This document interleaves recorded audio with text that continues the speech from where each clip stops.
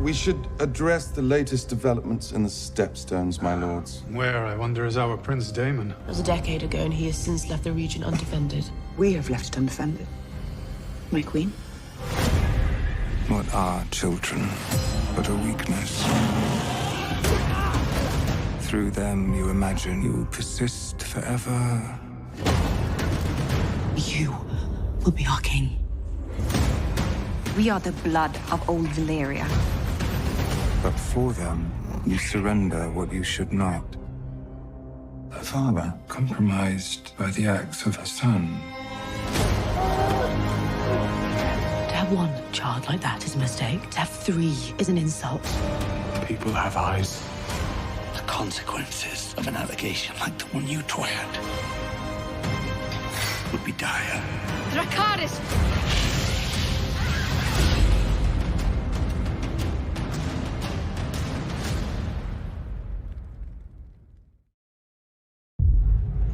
Every Game of Thrones season needs its wedding. That doesn't quite go right in the end.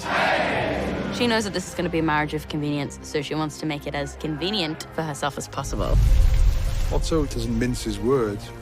The only outcome is death.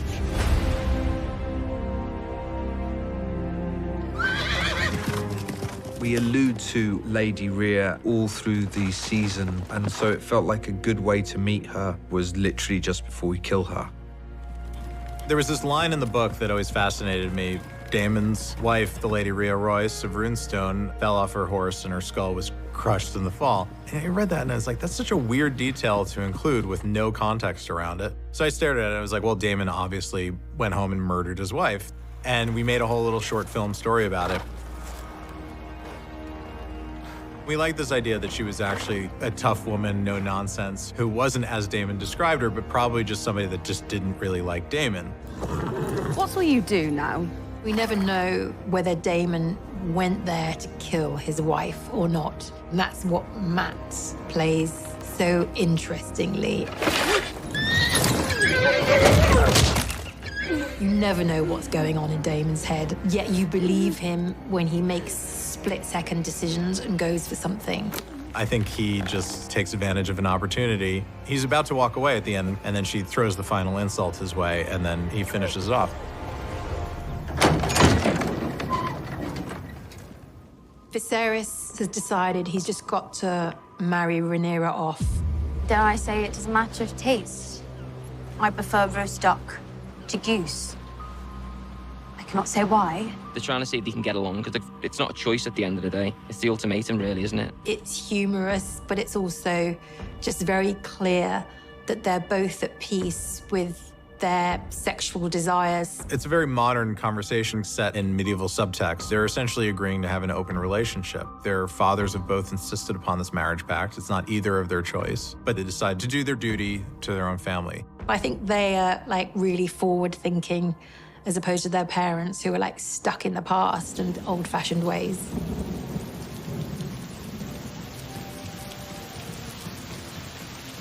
The time is coming, Alicent. Either you prepare Aegon to rule, or you cleave to Rhaenyra and pray for her mercy. Alicent says goodbye to Otto. It's a lot for her to try and process, I think, because it's a conversation that she wasn't expecting, and I don't think she sees this side of her father often. These characters really struggle to get vulnerable, and yet in this moment, there's desperation there. I think he wants to say, I love you, and I'm scared for you. But those words aren't in this world's vocabulary. As much as she doesn't want him to leave, at this point she trusts Viserys' word, and she trusts Rhaenyra's word more than anything else. That duty part of her mind is saying, this is the right thing, you know, this is what needs to happen. When Otto leaves, she's ultimately completely alone, and that's when she has to dig deep and find out what she's truly made of. This episode is her coming out. Otto challenges her. Who are you going to be with me not here to guide your way? On the very same night your father was dismissed, the Grand Maester delivered a tea to the princess's chambers. Tea? Yes. Sometimes that's what it takes, anger and betrayal, and then people rise out of the ashes of that and know who they are. Alicent, I think, snaps. She realizes she's been lied to by Rhaenyra and decides to make a statement about where her allegiances are. Alicent doesn't like to be observed. She is the observer, but she comes in and she holds the room. For once, she looks like the queen. Rebellious, strong, powerful, dressed in green, owning it for the first time in her life. I'd like to see how many people pick up on the color green and its meaning. Even though we explain it, I think it's also quite a subtle statement that's being made. The beacon on the high tower. Do you know what color it glows when Old Town calls its banners to war? Green.